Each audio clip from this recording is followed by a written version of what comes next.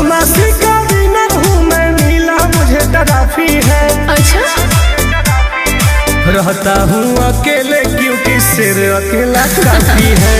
रहता हूँ अकेले क्योंकि सिर अकेला काफी है। का बुझले जा? बुझ गई हो।